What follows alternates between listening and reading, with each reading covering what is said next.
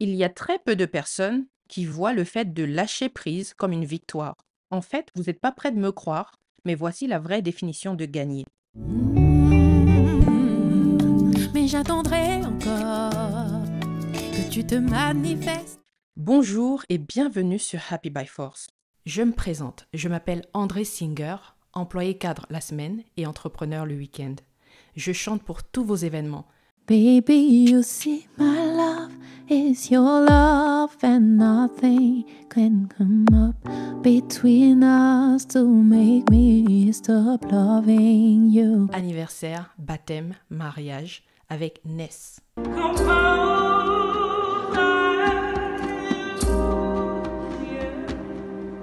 N'hésitez surtout pas à nous contacter via l'email qui s'affiche juste là. Je suis aussi maquilleuse et je donne des cours d'auto-maquillage. Je peux faire un état des lieux totalement gratuit de votre peau, savoir si elle est sèche, mate, grasse, de quelle routine maquillage a-t-elle besoin, quel est votre sous-ton. Pour cela, il vous suffit de commenter état des lieux et je vous répondrai avec le nom du compte Instagram à contacter. Et si vous souhaitez tout simplement réserver une prestation en maquillage, vous pouvez cliquer sur le lien que je vous mettrai en barre d'infos. Allez, je vous laisse avec la vidéo. Aujourd'hui, je vais faire une vidéo assez courte sur comment gagner.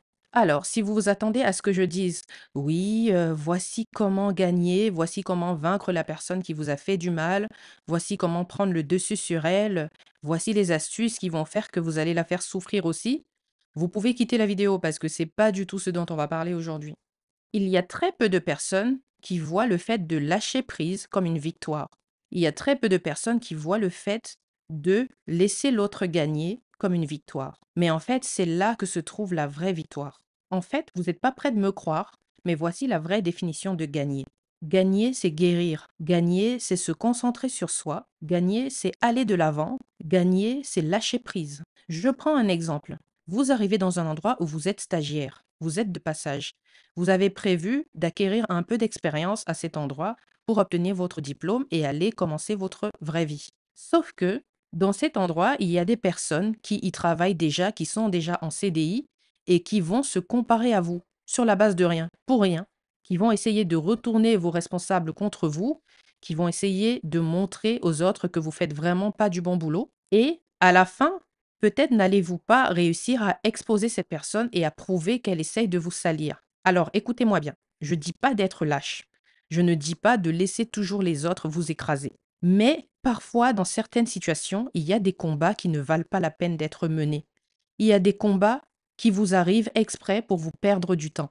Ceux qui ont déjà vécu ça savent de quoi je parle. Ce sont des combats inutiles. Concentrez-vous sur votre objectif de départ, qui n'était pas de vous comparer à qui que ce soit. Par exemple, vous êtes stagiaire et vous attirez l'attention des gens parce que vous êtes gentil, vous êtes jolie, vous êtes souriante, et naturellement, les gens viennent vers vous pour passer du temps avec vous. Et la personne qui est interne, qui travaille déjà pour cette entreprise et qui est en CDI, n'a jamais réussi à avoir la même attention en 10 ans de service. Le fait que vous débarquiez comme ça et que vous lui, entre guillemets, retiriez tout, ça énerve. Donc, cette personne va ressentir constamment le besoin de se comparer à vous. Elle va essayer comme ça de mettre en place une compétition à laquelle vous participez sans même être au courant. Essayez de ne pas vous faire avoir par ces contretemps, par ces choses qui vous retardent, parce que vous savez que plus loin, vous avez un objectif plus important qui est d'obtenir votre diplôme et d'aller super loin dans la vie. Peut-être qu'après ça, vous aurez même un autre diplôme encore à passer. Je vous raconte ça pourquoi? Parce que, en fait, effectivement, j'étais stagiaire dans une entreprise de chimie quand j'étais encore chimiste. Je travaillais à l'usine. Et donc, il y avait une fille qui, elle, avait été embauchée par l'entreprise. Déjà, de ce que j'ai entendu, elle avait été embauchée parce qu'elle n'avait pas eu son BTS. C'est-à-dire qu'elle travaillait à un poste qui nécessite d'avoir un BTS sans avoir obtenu le diplôme en question. Et donc, moi, j'étais stagiaire là-bas en master 2. Déjà, elle se comparait à moi et je me rendais même pas compte qu'elle se comparait à moi. Et donc, c'était à moi de la former pour qu'elle prenne son poste, un poste que j'avais refusé. C'est-à-dire qu'ils l'ont embauchée parce que j'avais refusé de prendre le poste de responsable de laboratoire. Et donc, c'était à moi de la former pour qu'elle investisse totalement ce poste. Et pendant toute la formation, elle n'a pas arrêté d'être désagréable envers moi. Elle n'a pas arrêté de se rapprocher en permanence des personnes qui m'appréciaient afin de prendre cette place auprès d'eux. Mais moi, ça ne me dérangeait pas parce que je savais que j'étais de passage. Et donc, elle est devenue tellement proche de ceux qui, au départ, étaient mes amis, que ceux-ci m'évitaient dans l'entreprise. Et au départ, je m'étais dit que j'allais prouver son vrai visage. Je m'étais dit que j'allais l'exposer parce que c'était vraiment une personne pas bien. Et elle essayait de tout le temps faire croire aux autres que je travaillais mal, que finalement je la formais pas si bien que ça, qu'elle savait plus de choses que ce que je lui avais appris, qu'elle s'investissait plus dans ce travail que moi, alors qu'on l'avait fait venir uniquement parce que j'avais refusé ce poste.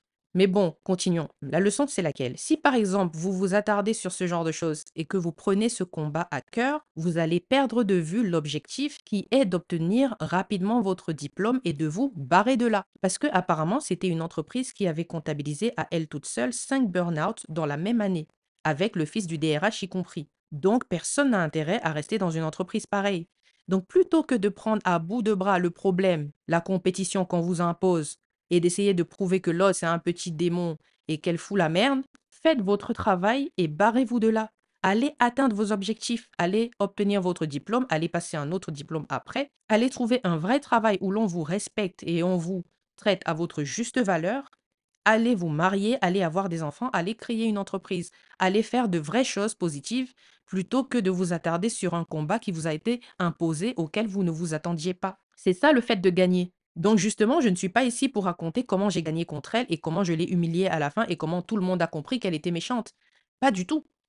Je suis là en train de raconter comment je l'ai laissée prendre ce poste, comment je l'ai laissée toute seule s'investir dans cette entreprise où il n'y a que des burn-out, où probablement elle-même a vécu du stress et comment je me suis échappée, comment j'ai obtenu mon diplôme et comment j'ai trouvé un autre travail dans lequel je suis épanouie aujourd'hui. C'est ça de gagner, c'est d'avancer, c'est de faire le deuil. Et au fait, après ça, quand je m'y attendais le moins, un des collègues avec qui j'étais restée en contact m'a appris que le laboratoire avait brûlé. Or, pendant que le laboratoire a brûlé, c'était sous sa responsabilité à elle. Après, je m'en fous, moi, ça ne me regarde plus. Imaginez que j'avais gardé ce poste et essayé de prouver qu'elle est méchante, le laboratoire aurait brûlé sous ma responsabilité. Mais comme j'étais partie, le laboratoire a brûlé sous sa responsabilité à elle. C'est pour ça que parfois, partir, c'est mieux que rester pour combattre des combats inutiles. Gagner, en fait, c'est accepter de traverser un écosystème qui vous retarde, un écosystème dans lequel il y a une compétition non voulue, pour aller rejoindre l'écosystème que vous avez toujours voulu atteindre, l'écosystème qui était votre objectif de départ. C'est accepter de traverser cet état des choses pour rejoindre l'état des choses qui vous intéresse vraiment. C'est accepter de faire abstraction de vos émotions en temps réel pour pouvoir atteindre l'objectif que vous vous êtes fixé de manière téméraire et de manière intelligente. C'est avoir suffisamment d'intelligence émotionnelle pour résister aux attaques inutiles qui essaient de vous prendre votre attention et de vous détourner du vrai objectif que vous avez dans lequel vous allez être épanoui et victorieux. C'est ça, gagner. Donc si vous êtes un tas de personnes qui êtes dans une impasse, qui essayez de gagner un combat inutile, qui dépensez votre énergie, qui est en train de vous plier en quatre pour réussir un truc qui à la base ne vous concerne pas, qui à la base ne fait pas partie de vos objectifs, quittez de là, partez en courant, allez vous focaliser sur ce que vous avez prévu depuis le début et menez-le à bien. Guérissez votre cœur, concentrez-vous sur vous, faites votre sport, réalisez vos projets, tentez de nouveaux trucs et ignorez les combats inutiles. C'est ça gagner. Si jamais je vous ai appris quelque chose que vous ne vous attendiez pas à ça, que vous étiez focalisé sur le fait de combattre sans cesse les autres et que vous apprenez que gagner, c'est se concentrer sur soi et que c'est quelque chose qui vous parle au plus profond de vous, n'hésitez pas à liker, commenter et partager la vidéo. J'espère que vous passez un bon moment sur Happy by Force. Bonne journée. Mais j'attendrai encore que tu te manifestes.